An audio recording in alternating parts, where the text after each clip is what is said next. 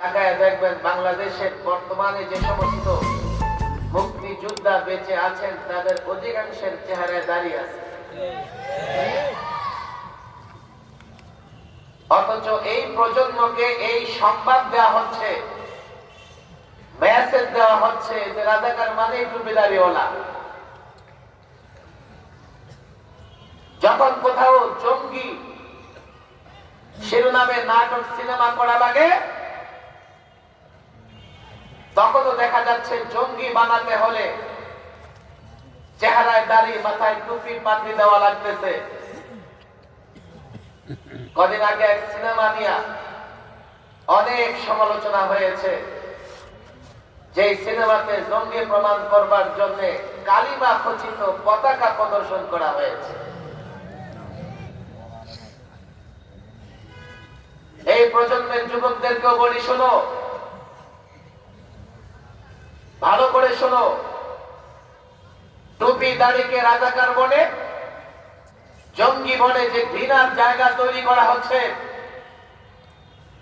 কাল যদি এই প্রজন্ম আলেম ওলামার ছাত্রদেরকে টুপি দাড়িকে ঘৃণা করতে থাকে, তাহলে ইসলাম টিকবে না। কাল যদি এইভাবে আলেম ওলামা মাদ্রাসার ছাত্ররা যেখানে পড়াশোনা করে এই মাদ্রাসাগুলোর প্রতি ঘৃণা ছড়াতে থাকে, ইসলাম থাকবে না। আর ইসলাম না থাকলে তোমার ঈমান, তোমার ইসলাম যাওয়ার সঙ্গে সঙ্গে তুমি দেশটাও রাখতে পারবে না, কাল আবার গোলামের জিন্দিরে আবদ্ধ হবে। হাতে ধরি পায়ে ধরি বুঝার চেষ্টা করে আমরা দেশটা পেয়েছি ইসলামের কারণে। বলবে ৭১-এ আপনাদের অবদান কি? ৭১-এ আমাদের অবদান, আমাদেরকে ৫ বছরের জন্য ক্ষমতায় বসায় দেখো। কেননা ইতিহাস এই ৫০ বছরে তোমাদের গোলামি করেছে, তোমরা ক্ষমতায় ছিলে, তোমরা খুঁজে খুঁজে তোমাদের ইতিহাসটাই সংরক্ষণ করেছ।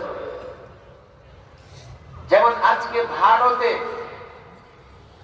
মুসলমানদেরকে প্রবাসী মনে করা হয়, অথচ ভারত স্বাধীনতার পিছনে যে আন্দোলন সংগ্রাম হয়েছে, সেই আন্দোলন এবং সংগ্রামে যারা রক্ত দিয়েছে ভারতের জন্য, এর ৮০% ছিল মুসলমান।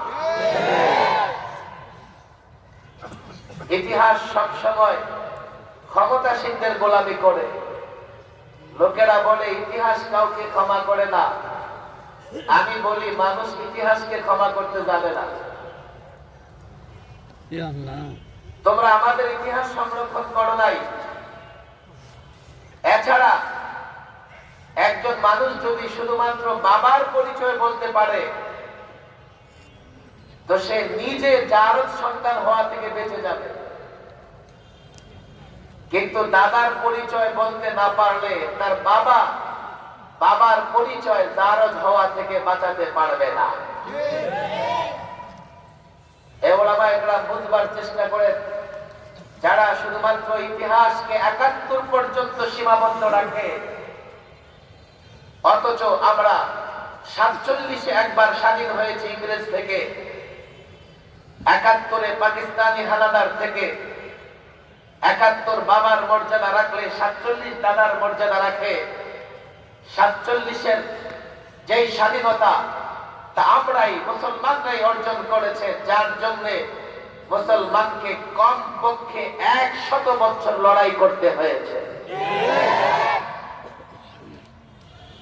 আমাদের সামনে ইতিহাস পুরাটা নাই। আমাদের ছাত্রদেরকে বলবো, ৭১-এর যুদ্ধ, ৪৭ দুটাই তোমাদের জানতে হবে। এই দেশ এবং মাটির জন্য ওলামা ইকরামের যে অবদান, এটা নিজেরা জানতে হবে এবং এই অবদানের ইতিহাস এই সমাজের যুবক মুসলমানদের কাছেও তুলে ধরতে হবে। যদি না ধরো, কালকে তোমার দেশে তোমাকে রাষ্ট্রদ্রোহী বলা হবে। আরে ভাই, আমি আমার দেশে আমি কেন রাষ্ট্রদ্রোহী হব? আমি কেন রাষ্ট্রের বিরুদ্ধে বক্তৃতা করব? রাষ্ট্র তো আমার, এই রাষ্ট্র তোমার একার নয়, এই রাষ্ট্র তোমার বাবার একার নয়। আমিও রাষ্ট্রের সন্তান, আমার পূর্বপুরুষরাও রাষ্ট্রের জন্য জীবন দিয়েছে। আমি কেন রাষ্ট্রদ্রোহী হব? আমি কেন রাষ্ট্র বিরোধী বক্তৃতা করব? বরং আমি বলি, তুমি আমাকে রাষ্ট্রদ্রোহী আর রাষ্ট্র বিরোধী বলে এই চুরি লুটতরাজ করে দেশটাকে আবার পরাধীন করতে চাও। এই রাষ্ট্রের জন্য আমরাও শ্রম দিচ্ছি, আমাদের পূর্বপুরুষরাও এই রাষ্ট্রের জন্য শ্রম দিয়েছে। বলে 200 বছর ইংরেজ ভারত উপমহাদেশকে গোলামীর জিঞ্জিরে আবদ্ধ করে রেখেছিল। ইতিহাস জানতে হবে, 1857 পরে মাত্র কয়েক বছরের ব্যবধানে প্রায় 20,000 আলেমকে রক্ত দিতে হয়েছে। এই ইতিহাস আমার আপনার লেখা ইতিহাস নয়, এক ইংরেজ ঐতিহাসিকের লেখা ইতিহাস। ঐতিহাসিক টমসন লিখেছেন, আমি তাঁবুতে ফিরে গেলাম, ফিরে গিয়ে দেখি মানুষ পোড়ার গন্ধ আসতেছে। তাঁবুর পিছনে গিয়ে দেখি 20 জন আলেমকে ইংরেজ বাহিনী উলঙ্গ করে আগুনে পোড়াইতেছে। আর 20 জন আলেমকে উলঙ্গ করে দাঁড় করিয়ে রাখা হয়েছে। ইংরেজ তাদেরকে বলছে, বলো তোমরা দেশের পক্ষে লড়াই করবে না, বলো ইংরেজদের বিরুদ্ধে ফতোয়া দেবে না, বলো দেশের স্বাধীনতা চাও না, তাহলে তোমাদেরকে ছেড়ে দেওয়া হবে। ইংরেজ ঐতিহাসিক বলেন, সে তার রবের কসম খেয়ে বলে, আমি দেখলাম সামনে মৃত্যু দেখেও একজন আলেম ইংরেজদের কথায় রাজি হয় নাই।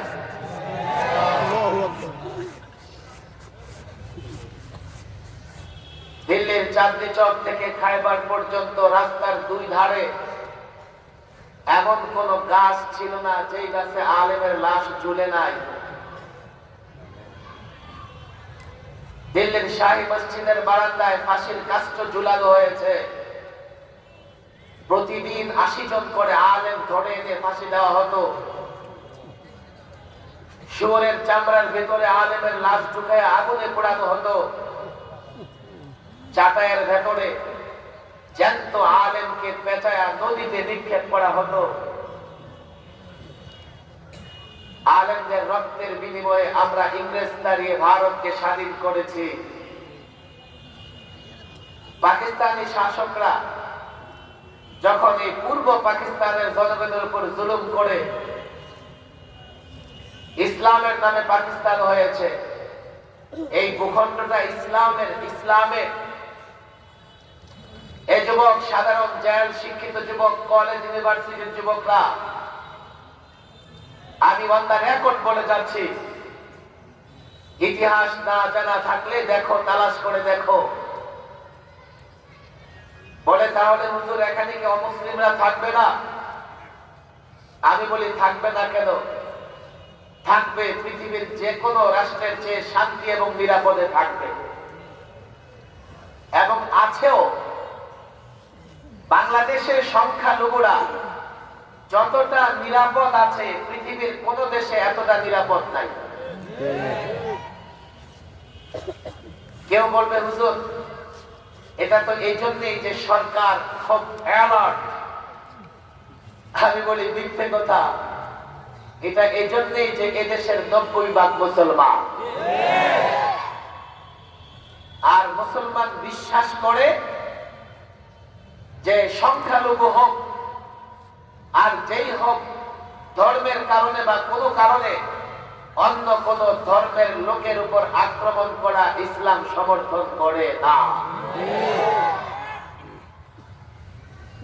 ব্রিটেনের আইন শৃঙ্খলা পরিস্থিতি বাংলাদেশের চেয়ে ভালো, কিন্তু ব্রিটেনে বাংলাদেশের এক খেলোয়াড় তার স্ত্রী নিয়ে বেড়াতে গিয়েছিল। হোটেল ঢুকেছে তাকে পর্যন্ত সন্ত্রাসীরা হত্যা করার চেষ্টা করেছে। ইউরোপ আমেরিকায় আইন শৃঙ্খলা পরিস্থিতি খারাপ নয়,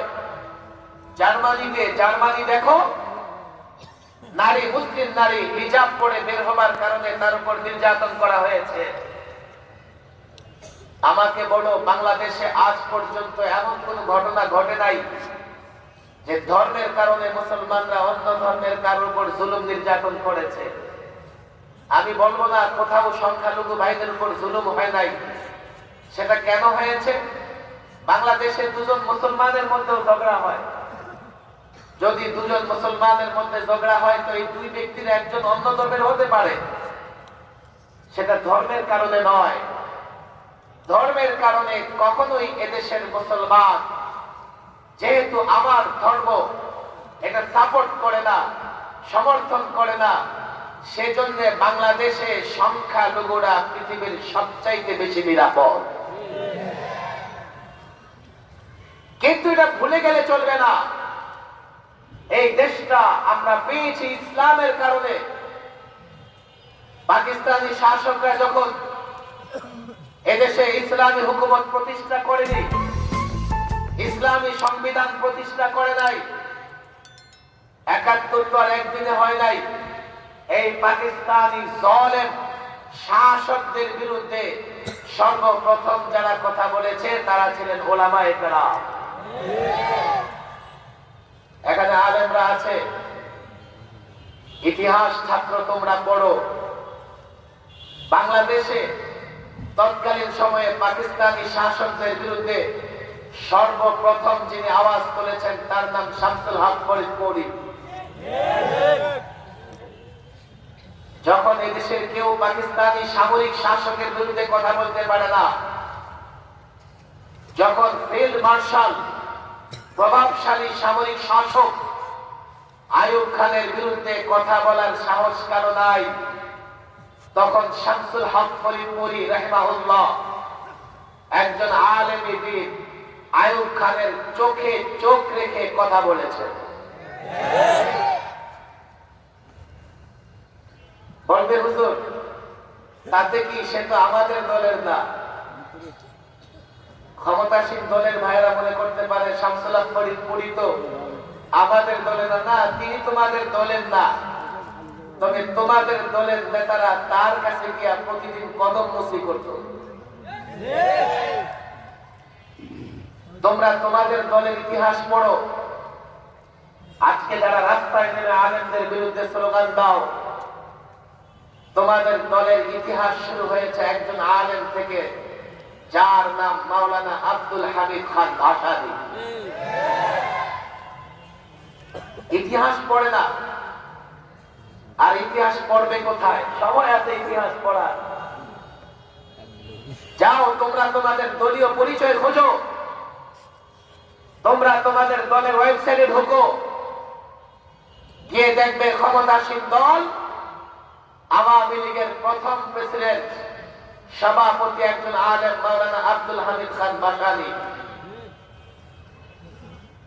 আব্দুল হামিদ খান ভাসানীর পরে আবার যিনি দায়িত্ব নিয়েছেন তিনিও একজন আলেম মাওলানা আব্দুর রশিদ তলগবাবিশ। পাকিস্তানি জালেম শাসকদের বিরুদ্ধে অনেক পরের ইতিহাস তোমরা পড়ো। যারা পাকিস্তানি শাসকদের জুলুমের বিরুদ্ধে সবার আগে আওয়াজ তুলেছেন মাওলানা আব্দুল হামিদ খান ভাসানী, মাওলানা আব্দুর রশিদ তলগবাবিশ, লালবাগ জামিয়ার বাণী মাওলানা শামসুল হক ফরিদপুরি, মুফতি দ্বীন মোহাম্মদ খান, জামিয়া আশরাফুল উলুম বরকাতরা মাদ্রাসা যিনি প্রতিষ্ঠা করেছেন হাকিমুল উম্মাহ আশরাফ আলী থানভী রাহিমাহুল্লাহর ভাগিনা মাওলানা জাফর আহমদ উসমানী, তারা বাংলাদেশে থেকে পাকিস্তানি শাসকদের জুলুমের বিরুদ্ধে সবার আগে মুখ খুলেছেন, কথা বলেছেন। আমি সেই ইতিহাস বলবো না। আজকের প্রেক্ষাপটে আলেম ওলামাদেরকে আমরা বলি, শুধু কেন আমরা ইংরেজ থেকে ভারতকে মুক্ত করেছি, কেন পাকিস্তানি জালেম শাসকদের বিরুদ্ধে কথা বলছি। কেন? ৭১-এর পরে 50 বছরে যখনই যার দ্বারা ইসলাম ক্ষতিগ্রস্ত হবার আশঙ্কা হয়েছে তার বিরুদ্ধে কথা বলেছি। এই জন্যে আমরা মনে করি এই ভূখণ্ড স্বাধীনতা সার্বভৌমত্ব সংরক্ষণ করবার জন্য ইসলাম টিকিয়ে রাখা জরুরি, ঈমান হেফাজত করবার জন্য ইসলামী তালিমাত টিকিয়ে রাখবার জরুরি। কেন ছাত্র জনতা, আলেম ওলামা, বুদ্ধিজীবী, স্কুল কলেজ ইউনিভার্সিটির ছাত্র, ব্যবসায়ী ভাইরা, তোমরাও শোনো ইসলামী তালিমাত, ইসলামের মাধ্যমে ঈমানকে হেফাজত করি, ইসলামের মাধ্যমে দেশটাও হেফাজত করব। এজন্যই যারা ইসলাম জানে, ইসলাম মানে আমার ইসলামে কথা বলেছে, দেশপ্রেম আমার মধ্যে থাকবে, তবে ইসলাম জানলে, ইসলাম মানলে ঈমানের হেফাজত করব। দেশপ্রেমের জায়গা থেকে দেশটাকেও হেফাজত করতে চাইবো। আর যারা ইসলাম ছাড়া বস্তু পূজারী, দুনিয়া পূজারী, তাদের ইতিহাস আমার সামনে। দেশ গোল্লায় যাক, তাদের দুর্নীতি বন্ধ হয় না।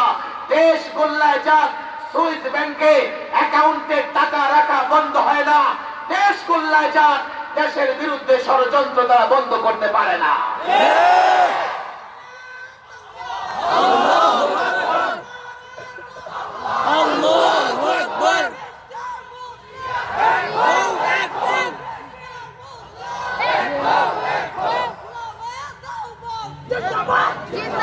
লম্বা ইতিহাস আমি বলবো না, আমার আজকে ইতিহাস বলার সময় হাতে নাই। মাত্র মাহফিলে লোকজন আসতেছে, মাশাআল্লাহ আরো অনেক আসবে, ভরপুর হয়ে যাবে মাহফিল। আমি এই প্রজন্মের আলেম, পিছনের দিকে দেখতেছে কত মানুষ, একবার সবাই দেখো, আরো একসঙ্গে দেখো, মাশাআল্লাহ লোকজন হয়েছে ঠিক মতো। এগুলো আমাদের ছাত্র, আমি চিনি, মানা করলে একজন করে দেখতে থাকে। বলছি না যে মাঠ ভরপুর হয়েছে, এক কতটুকু হয়েছে দেখো লাগে। আল্লাহ আকবার। অনেক ব্যথা, অনেক কথা, কিন্তু ক্লান্ত, সময় কম। যত ব্যথা অত কথা, কিন্তু সময় তত নয়। হাজারো আলেম, ভবিষ্যৎ প্রজন্ম এখানে আমার সামনে বসা। আজকে বড় আফসোস করে বলা লাগে যে সমাজের একটা শ্রেণী আমাদেরকে ভিন্ন চোখে দেখা শুরু করেছে। তারা মনে করে দেশের জন্য আমাদের কোনো অবদান নাই, আমরা শুধুমাত্র ঈমান এবং ইসলামের কথা বলি। আমরা ইসলামের কথা বলে দেশটাকে হেফাজতের কথা বলি, এটা তারা বুঝে না। যদি এই ভূখণ্ডে ইসলাম না থাকে, প্রথম কথা হচ্ছে তিন দিকে না, চতুর্দিকে শত্রু। বলে হুজুর একদিকে তো বঙ্গোপসাগর, শত্রু কোথায়? দৃশ্যমান শত্রু বঙ্গোপসাগরে দেখা যায় না, তবে দেখো অদৃশ্য শত্রু বঙ্গোপসাগরের দিকেও আছে। 24 ঘন্টা এই দেশটাকে নজরে রেখেছে। আমরা ইসলামের কারণে দেশ পেয়েছি, যদি ইসলাম না থাকে দেশটা এই জন্যই থাকবে না। কাল যদি দেশ আক্রান্ত হয়, যাদের ভেতরে ইসলাম থাকবে না, ওরা দেশটাকে হেফাজত করতে পারবে না। আমি এই কথাটাই বুঝাইতে চাই, এই দেশ টিকিয়ে রাখতে হলে ইসলামটা কত জরুরি। এবং ইংরেজ বিরোধী আন্দোলন, পাকিস্তানের জালেম শাসকদের বিরুদ্ধে আন্দোলন যারা করেছে, এর সূতিকাগার তারাই ছিলেন যাদের ভেতরে ইসলাম ছিল। সরকারি দল যদি বলে হুজুর কোথায়, আমি তাদেরকে ইতিহাস বললাম, দেখো তোমরাও ইতিহাস পড়ো, ইতিহাসকে কাটা ছেঁড়া নয়, প্রকৃত ইতিহাস পড়ো এবং প্রকৃত ইতিহাসকে হেফাজত করো, তাহলেই তোমরা দেশ প্রেমিক হবা প্রকৃত পক্ষে। আজকে এই কথা আমি দ্ব্যর্থহীন ভাষায় বলি। আমি যখন দেখি আজকে বাংলাদেশের স্বাধীনতার সার্বভৌমত্ব হুমকির সম্মুখীন, চতুর্দিক থেকে দুশ্মনেরা শকুনের নজর দিয়ে আছে কখন বাংলাদেশ থেকে অস্থির করে গ্রাস করা যায়, তখন আমার মনে হয় এই যুবকের ভেতরে দেশের প্রত্যেকটা রাজনৈতিক দল, ব্যবসায়ী, স্কুল কলেজ ইউনিভার্সিটির ছাত্রদের ভেতরে যদি আমি ইসলাম না দিতে পারি, ওরা তো জানে না, বুঝে না, জানেও না, বুঝেও না, তাদের ভেতরে যদি আমি ইসলাম না দিতে পারি, কালকে দেশ এবং ঈমান রক্ষার লড়াইয়ে তারা আমাদের সঙ্গ দিতে পারবে না। আমি একথা বলি না যারা আমাদেরকে দেশদ্রোহী মনে করে, যারা রাষ্ট্রবিরোধী মনে করে, তারা দেশের জন্য লড়াই করবে, আমরা তাদের সঙ্গ দেব। আমি একথা মনে করি না দুনিয়া পূজারী, বস্তু পূজারী, স্বার্থের নশী মহল কখনো দেশের জন্য লড়াই করতে পারবে না, দেশের জন্য সংগ্রাম করতে পারবে না। আজকের এই লাখো আলেম হাফেজ কোরআনের কাছে আমি দ্ব্যর্থহীন ভাষায় বলি, আমি দীর্ঘ নসিহত করি না, ফজাইল তত একটা বলি না। আজকের এই প্রজন্মকে জাগ্রত করতে চাই। আজকে কলেজ, স্কুল, ইউনিভার্সিটির সন্তানদেরকেও জাগ্রত করতে চাই। শোনো শোনো, আমি কেন ইসলামের কথা বলি? আমি মনে করি বাংলাদেশ ইসলামের নিরাপদ ঘাঁটি। এই দেশটার স্বাধীনতা, সার্বভৌমত্ব ইসলামের জন্য দরকার। আমি মনে করি দেশটা টিকিয়ে রাখতে হলেও ইসলাম দরকার। আর ইসলামের কথা বলে তোমাদেরকে আমাদের সঙ্গে চাই। আমরা মনে করি না তোমরা লড়াই করবে, আমরা সঙ্গে থাকবো। লড়াই তোমরা করতে পারবে না। ইতিহাস দেখো, ইতিহাস পড়ো। যাদের ইসলাম ছিল, মুসলমানদের যতদিন ইসলাম ছিল, এই মুসলমানরা বিজয়ী হয়েছে। রব্বে কাবার কসম করে বলি, আজও ওয়াদা করি, ওয়াদাবদ্ধ হই, ইসলাম আমরা হেফাজত করব। ইসলাম হেফাজতের মাধ্যমে দেশটাকে আমরাই হেফাজত করব। আল্লাহু আকবার।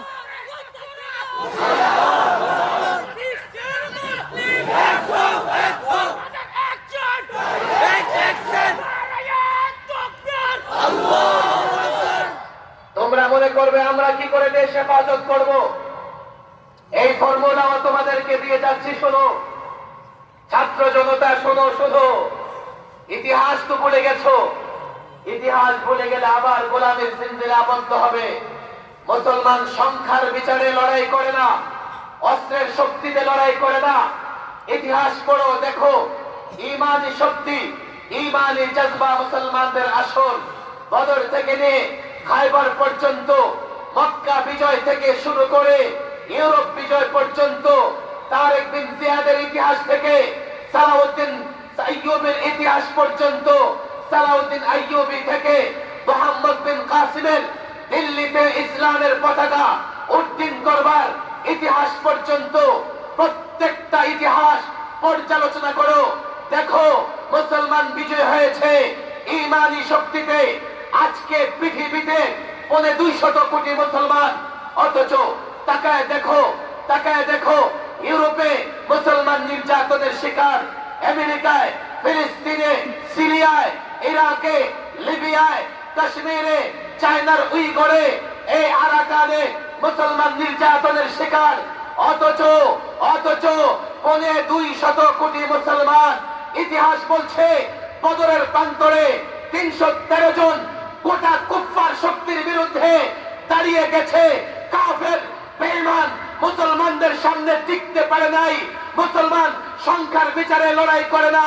আমরা খালিদ বিন ওয়ালিদ থেকে নিয়ে শুরু করে ওমর বিন খাত্তাবের উত্তর সরাসরি শোনো শোনো, ইসলাম যদি থাকে, ঈমানি জজবা যদি থাকে, সংখ্যার বিচারে নয়, এই কওমি আলেমদের নেতৃত্বে লড়াই হবে। এই লড়াইয়ে আমারও মুসলিম উম্মাহ গোটা পৃথিবীকে বিজয় করবে, বিজয় করবে। আল্লাহু আকবার,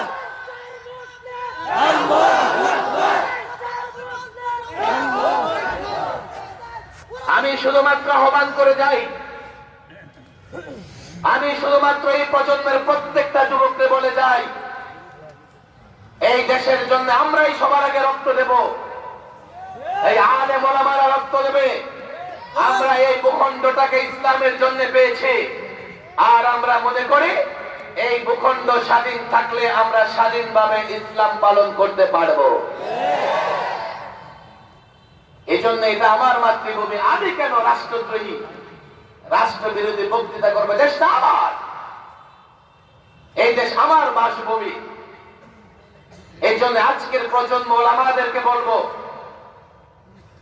আমরা দ্বীনি দায়িত্বের পাশাপাশি দেশের ইতিহাস এবং দেশ রক্ষার যে মূল মন্ত্র আমাদের আকাবেররা দিয়ে গেছেন, আমরা সেগুলো চর্চা করব, প্রস্তুতি নিয়ে রাখবো। আমার বিশ্বাস স্কুল কলেজ ইউনিভার্সিটিতে যারা আছেন তারা আমাদের সহযোগী হবে।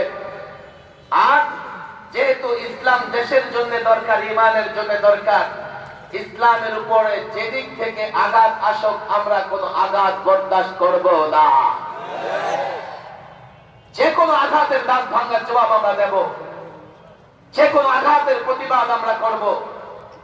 আমরা ইসলাম ইমান হেফাজত করব, দেশটাকেও আমরাই হেফাজত করব।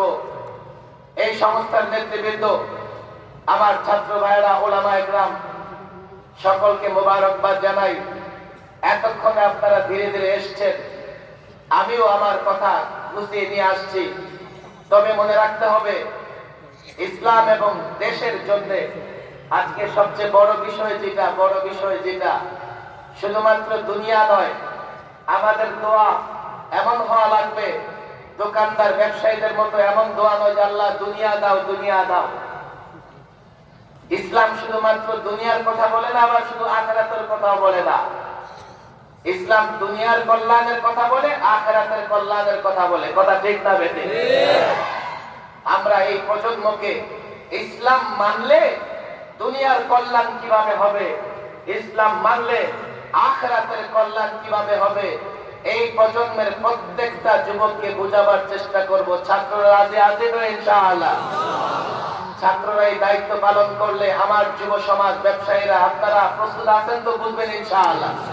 কারা কারা প্রস্তুত আছে ইসলাম জানতে, ইসলাম বুঝতে?